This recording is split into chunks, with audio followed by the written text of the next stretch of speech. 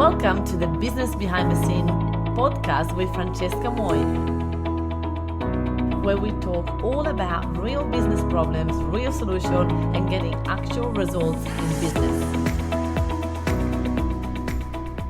Hello and welcome to episode 15 of Business Behind the Scene. I love this episode because we're talking about literally raw mistakes that I have made in business, and hopefully by me sharing your mistakes, you either resonate with it or thinking, oh no, that hasn't happened to me again. And when it comes to you, you're gonna go, ooh, I remember this story from Francesca. Let's make sure that I don't make the same mistakes. Or you're not going to trust me and you're going to go ahead and make the mistake and then say, oh, Francesca did tell me.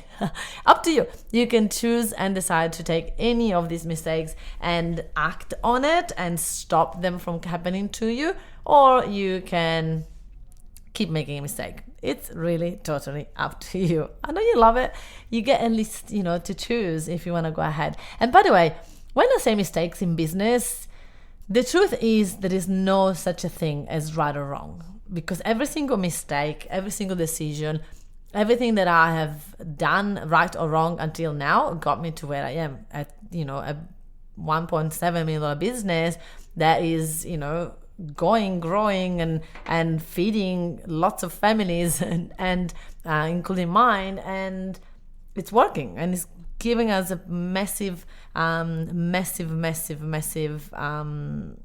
lifestyle, is giving us lots of contribution, is helping us to give more into the world, and so much more. So 100%, if you are making a mistake, don't feel bad, don't feel sorry for yourself, feel proud and happy to make those mistakes, because they're all meant to be. I strongly believe that everything happens for a reason. And pretty much I see every mistake or every decision of the business. So I see the business as like a big puzzle, right? So imagine that you are making this puzzle and you have all these pieces and you just don't know which one to put where. And there's some pieces that they look difficult to put, so you just leave them last, right? But those pieces that are difficult to put are the ones that probably are the mistakes in business, right? And those pieces are the ones that we try to avoid, but they're inevitable, because once you put them in the puzzle, they will actually help to have the contrast, right? To have everything in the puzzle that makes sense, right? So allow it, own it, let mistakes in, let that piece of the puzzle go in the puzzle, even if you're terrified, even if it's scary, even if, looks like it's gonna break the whole puzzle apart. Just trust, and keep going. Now, one of the biggest things that I wouldn't like, well, actually, you know what? While I was doing this mistake, I knew I was doing it, but the pain, so there's, in business we make decisions from avoiding pain or, going for pleasure. But we never make a decision, we hardly make a decision to have pleasure long term. We want to make pleasure now. So if something give us pleasure straight away, then we choose it, which sometimes it will give us pain long term, but we don't see that in the right moment. So for example, finance was something that to me was very painful. I didn't want to look after finance. I just wanted to delegate it and give it to someone else that is an expert at finance and never look at it. And that is not really what a CEO does, by the way. But I was so much in denial. I didn't want to talk to people that knew about money, because usually people that knew about money would make me do budgets and make me do things that I didn't want to do, because I wanted to be free to spend my money however I wanted. And freedom in spending money is having a budget so that you can be free to spend the money however you want without going bankrupt, by the way. But I didn't know that. And well, I didn't know, but I pretended that I didn't know. And I kept passing that ball. Is like, when you do that game that the ball is like fire and you just keep passing the ball because you don't want to hold it. And I kept doing that with finances. I kept throwing the ball at accountants and bookkeepers, and then I keep blaming them for not having my finances in place. And then I kept taking the ball away from them and throw it to someone else and say, you take care of this ball and all the other finances ball that all these people ruined for me.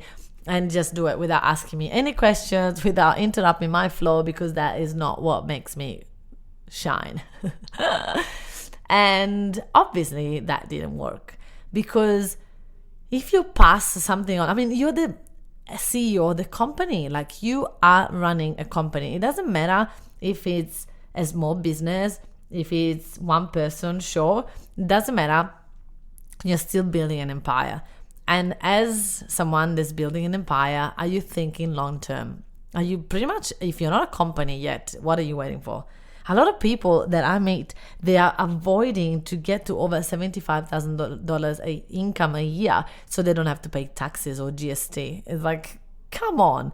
Imagine, like, if you can take your business to 100K, that means you are paying GST. That means that you are successful. That means that you have got to the 100K mark, and that means that now they've done to 100K, you can make easily 500 or 600 or 700, a million, right?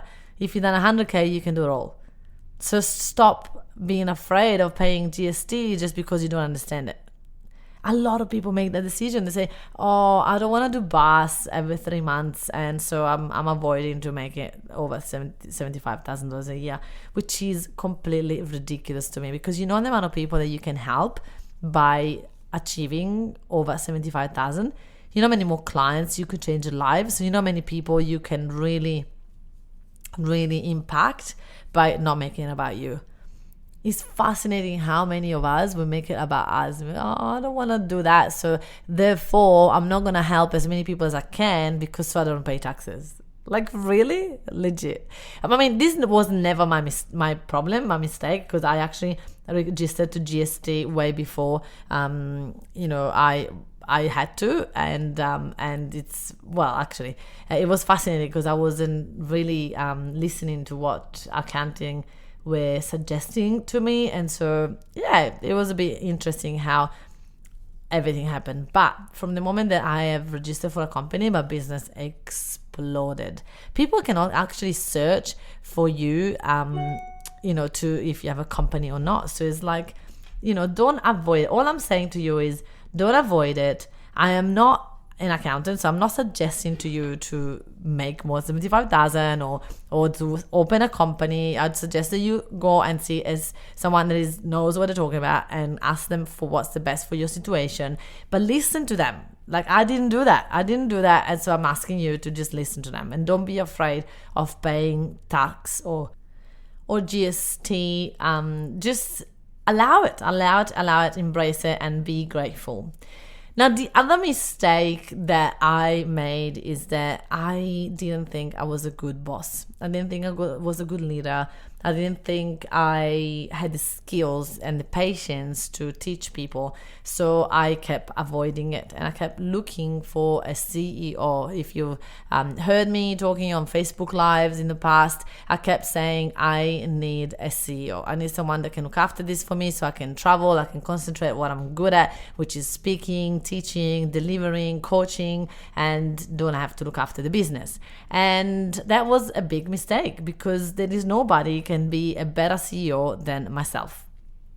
And I have now realized it. So I'm not looking for a CEO anymore. I'm looking for managers for each different department, but I am the CEO. I have to oversee, I have to know about everything that is going on. I'm going to have meetings with the managers, and that is all we need to know. And that is something that it was a ball that I was trying to push away and give to someone else, and that created a lot of trouble in the business. That created a lot of miscommunication, created a lot of different cultures, because the CEO that I was hiring, they were not aligned with my bigger vision, and they were making their business in my business, and that doesn't work. It didn't work. It was actually probably slowed down my business for about a year or so, maybe a year and a half, and that was because I was trying to hide behind a CEO, because I thought I didn't want to do things that I didn't like. And guess what? The reality check is, as business owners, we have the immense joy of changing people's lives, the joy of be able to do what we want when we want, the joy to have our own business, the joy to have our own finances, the joy to create our own freedom. However, you also need to embrace things that we don't like. and spend some of our time doing things that we don't like to be able to have the freedom, the lifestyle, everything that we really want. So yes, we create our own reality, and we need to do things that we don't like at times as well. When I got to the $1 million business, that was the biggest mistake I have done. It's like if I climbed this massive mountain and then finally I got to the top and said, hallelujah, I got here, I got to the top of the mountain. I am at the top of the mountain. I'm excited about this. This is the best. This is it. I am staying here. I'm going to put my tent. I'm going to build it. I'm going to stay here. Nobody is going to move me from the top of this mountain. And then people were coming, flying by, and they say, hey, do you know there is a higher mountain that you can climb? And I'll be like, no. I'm staying here.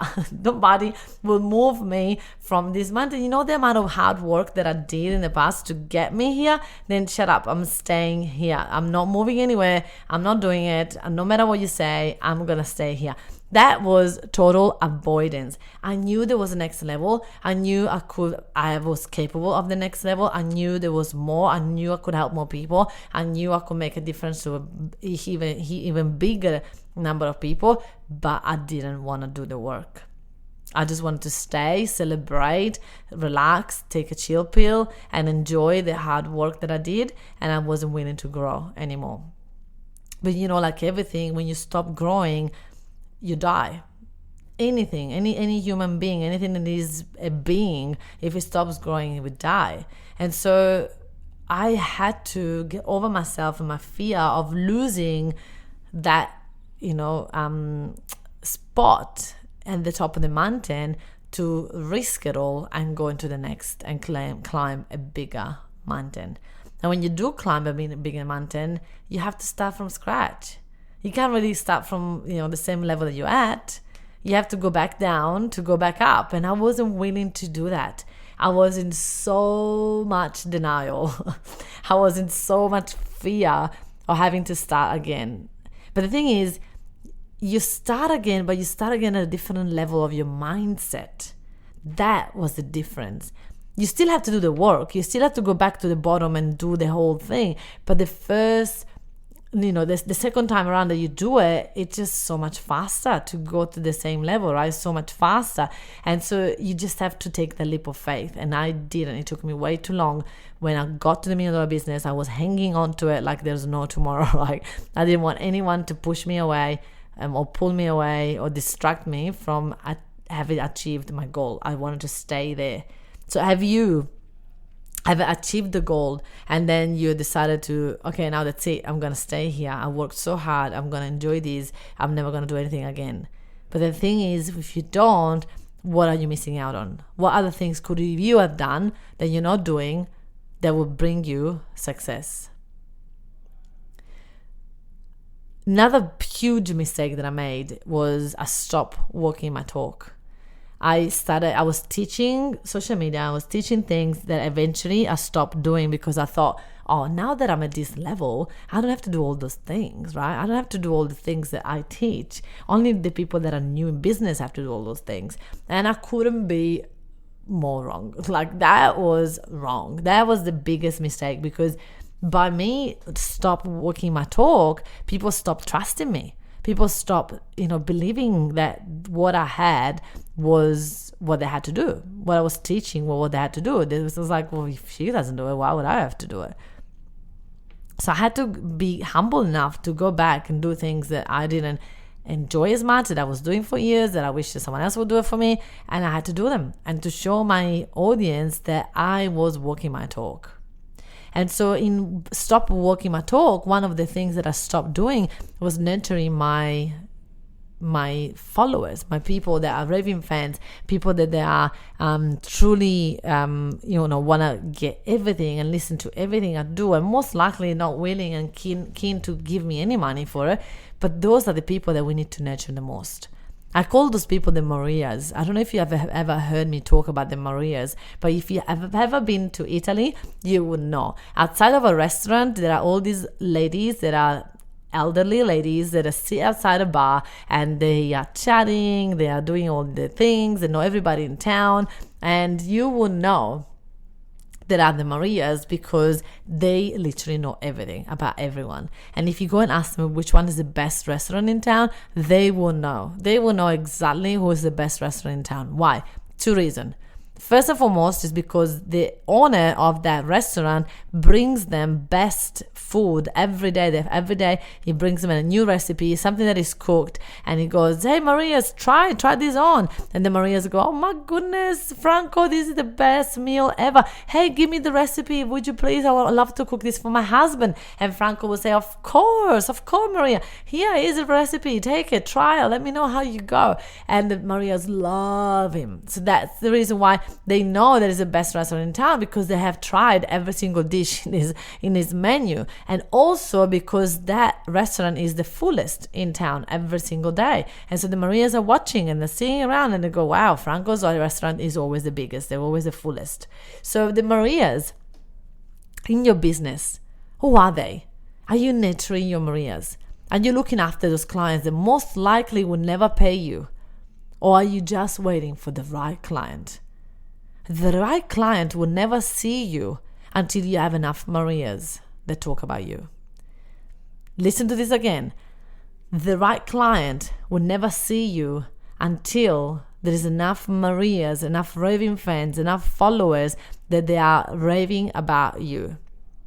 And that was my biggest mistake, is that I have nurtured the Marias for years, and then all of a sudden I forgot about them. All of a sudden, I was too good for the Marias. All of a sudden, I stopped doing all my free stuff like I used to. And then it wasn't because I was full of myself necessarily. It was more because I was stuck doing things in the business, like, managing my team, creating procedures, and doing finance meetings, and all the things that I really didn't want to do, I was now finally doing, and I couldn't stop doing that, but I did. I stopped nurturing my Marias, and that means that when you forget about your followers, your business will slow down, because the right people stop finding you. The only reason why the right clients come to you ready to buy is because they've seen enough momentum, they've seen enough following, they've seen enough likes and comments, they've seen and heard enough from you, not necessarily from clients, but also from people that have heard about you but never bought from you. Think about this. If you put a post on social media saying, "Hey guys, I'm looking for an expert in digital marketing," you will see thousands of people tagging other people and commenting and suggesting. And then you go and say, "Hey, have you worked with this person that you're suggesting?" Most people will say, "No, I haven't, but I heard so much about them. When I've got the money, I'll work for them." Right? So you will have a guarantee that people will talk about you if you let them. And when I stopped nurturing my Marias, that's when I went back to invisible. And when I went back to invisible, it was so hard and so lonely to go back on social media. I was terrified. Now my reputation, now what if, now what that? And I know that because a lot of my clients go back to invisible, and it's so much harder to stand back up when you are invisible than when you have the momentum. So I strongly recommend you to not go back to invisible. Always be active, always do something, because it's easier to keep the momentum going than start from scratch. So when I got from invisible to invincible, and now I was finally invincible and everybody knew about me, everybody knew who Francesca Moi was, now was that when my reputation was so important to me. And a lot of people come to me that they've done corporate and they've done lots of successful things in their lives, and now they're so wrapped up and worried about their reputation. And guess what? Nothing can ruin my reputation. Nothing can ruin your reputation. There is people out there that say really awful stuff about me. Doesn't matter. Doesn't let that stop me from helping people. Tony Robbins get people trying to take him down. I was literally reading this morning an article about Tony, of people saying, he's charging this much to walk on fire or something like that. And it's like, he's been doing this for 35 years so successfully. And if he's got trolls, if he's got people that talk negatively about him, do you really think that your reputation is on the line? Do you really think that anything can take you down? Nothing can take us down but our mindset. Nothing and no one can take you down but your mindset. So you need to keep working on that. because I've seen my own mindset trying to make me worry about my reputation until I realized that was a trap. And I didn't fall into it. Thank goodness I nearly fell into the reputation trap and I didn't. By the way, I'm running my third book and it's the hardest book to write. Why? Because the other two books were so successful that now I'm terrified. What if this one is not as good? What if people read it and they don't like it as much? What if I don't get as many comments as I got for the first book? The first book was so good. Everybody talks about the first book. Can you imagine? When I wrote my first book, I didn't even care what people thought about the book. I just wanted to be an author. And now that I'm an author, all I care is that to maintain my reputation as a good author. Fascinating, isn't it? By the way, the book is coming out and it's called Invisible to Invincible. So make sure you grab a copy of it. I love that because it's going to be an amazing book, by the way. Just so you know.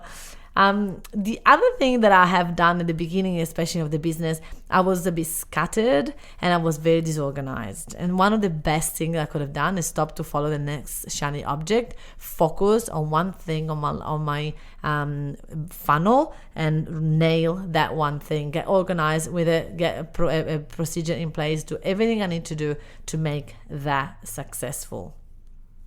So what a mistake that you are making that you know that you could avoid? What are the mistakes in your business that you know that you could avoid that will take you further, faster? At the end of the day, it doesn't matter. You're still going to get there.